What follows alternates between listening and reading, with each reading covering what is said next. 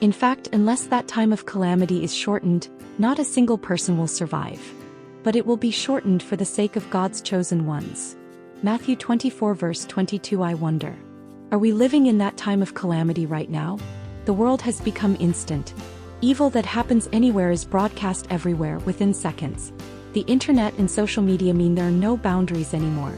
We watched the death of Charlie Kirk unfold in real time. And then, before grief could even settle, we saw people mocking him, destroying the very memorials built to honor his life. The horrors of war are no longer hidden. They are live-streamed into our homes. Children stumble across graphic images that scar their minds before they even understand what they're seeing.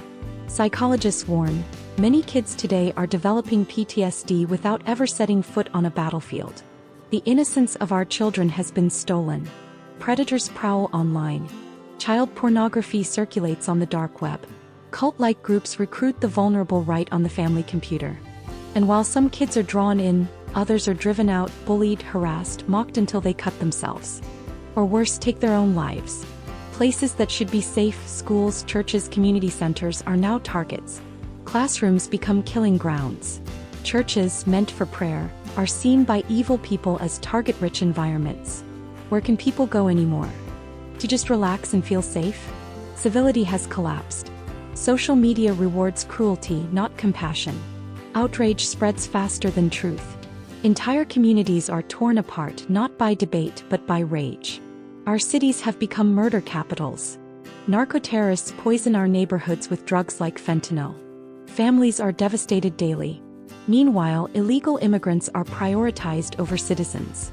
Resources are stretched thin, crime escalates, and lawlessness spreads. And what about government?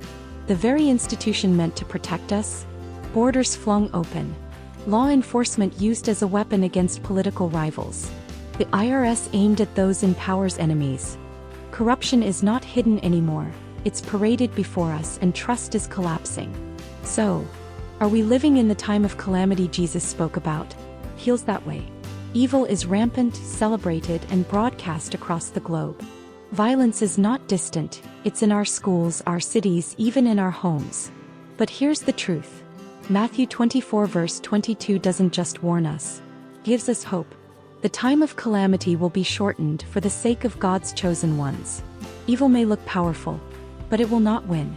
Jesus told us these things not to terrify us but to prepare us. He said, "Take heart, I have overcome the world."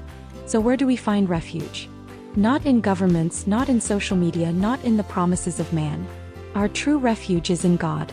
Psalm 46 verse 1 says it plainly. God is our refuge and strength, an ever-present help in trouble. We can't stop every tragedy. We can't silence every hateful voice. But we can be light in the darkness. We can cling to hope, to truth, and to the promise that God's plan will not fail. The calamity may define the headlines, but it does not define the ending.